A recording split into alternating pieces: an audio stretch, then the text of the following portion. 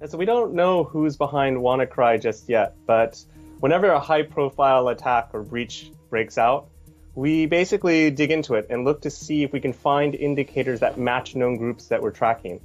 And right now, we've uncovered a couple of what we would call weak indicators or weak links between WannaCry and this group that's been previously known as Lazarus. Lazarus was behind the attacks on Sony and the Bangladesh banks, for example. But these indicators aren't enough for us to definitively say it's Lazarus at all yet. So Lazarus has been on our radar for some time. They first came onto our radar when the Sony attack happened. They basically broke into Sony's networks and overwrote all of their files, bringing down their whole computing infrastructure.